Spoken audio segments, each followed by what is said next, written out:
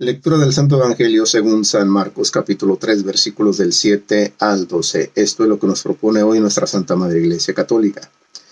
Este Evangelio es continuación del de ayer, y ahí decíamos en el versículo 6, en cuanto salieron los fariseos, se confabularon con los herodianos contra él para ver cómo eliminarle. Y entre otras cosas decíamos que a pesar de todo esto, la predicación tenía que continuar. Como se dice, la función debe continuar, y así lo hizo Jesús.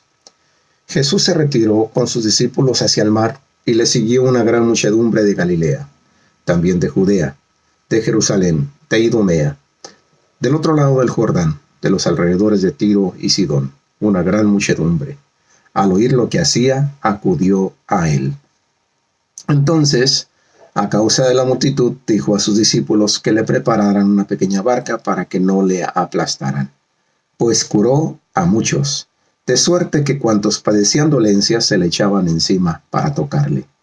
Y los espíritus inmundos al verle se arrojaban a sus pies y gritaban: «Tú eres el Hijo de Dios». Pero él les mandaba enérgicamente que no lo descubrieran. Palabra de Dios. Gloria a ti, Señor Jesús.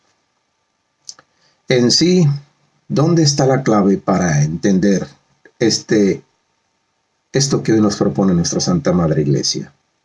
Si analizamos versículo a versículo, al menos yo ya lo hice, y el versículo que me llama la atención, o la razón por la cual está este versículo aquí, pienso que son dos. Uno, el verso 9. Dice: entonces, a causa de la multitud, dijo a sus discípulos que le prepararan una pequeña barca para que no le aplastaran. Y es que esto era así. Ya bien hemos leído que le seguía tanta gente de tantos lados. Aquí mencionamos varios lugares. De modo que imaginemos aquella multitud que quería no solamente ver a Jesús, escucharle, sino que querían tocarle. Todos querían tocarle. Había muchos enfermos, todos querían tocarle. Y como era imposible acercarse hasta Jesús y poderlo hacer, porque muchos tan solo al tocarlo quedaban sanos, entonces al menos eso es lo que intentaban, poder tocar su manto, porque sabían que de él salía aquel poder con el cual ellos quedaban sanos, podían quedar sanos. Y por eso todos intentaban hacerlo, de manera que la vida de nuestro Señor Jesucristo ya aquí corría peligro. Por eso le pide a sus discípulos que le preparen una barca para poder predicar desde allí y evitar precisamente que la gente le aplastara.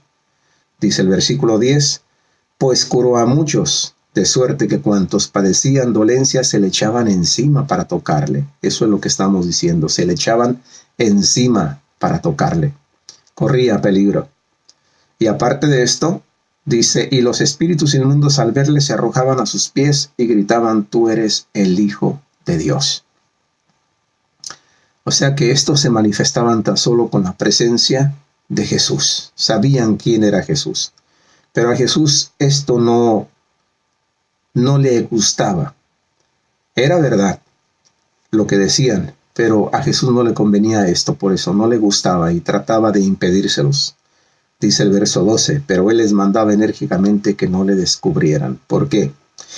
Porque si ya hasta este punto no se podía llevar a cabo la misión que Dios le había encomendado, puesto que ya no podía avanzar entre tanta gente que se lo impedía, no podía ir a ningún lado, porque a donde quiera que se movía ya había llegado aquella multitud a determinado lugar, todos sabían dónde andaba Jesús.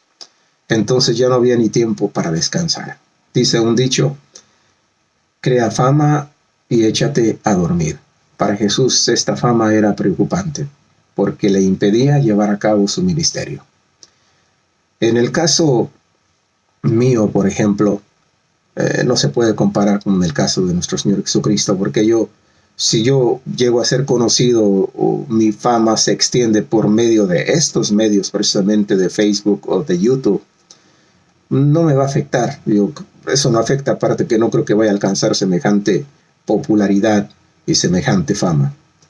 Pero en la manera como Dios me permite y utilizando este medio, pues hago llegar lo que a mí me dice la palabra de Dios, la comparto, y para si esto te ayuda a ti, pues como siempre te pido que si te gusta le des like y que lo compartas.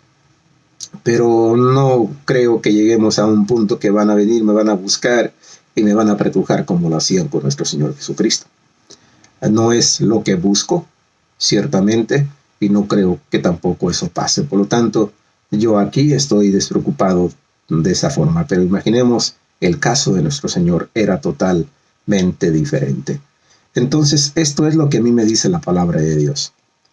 Me anima a continuar esto que estamos haciendo, reflexionando la palabra de Dios día a día, especialmente el Evangelio, que es donde Jesús mismo te habla, me habla, y son esas palabras de vida eterna, las cuales tenemos que reflexionar, meditar, escudriñar y mirar qué es lo que me dice, mirar qué es lo que te dice tú mismo, que tú puedes verlo, y así poder ir creciendo día a día, y que esta palabra que es viva y que es eficaz te vaya cambiando y me vaya cambiando, transformando de manera que podamos alcanzar esa perfección, esa santidad a la cual tú y yo somos llamados en Cristo nuestro Señor.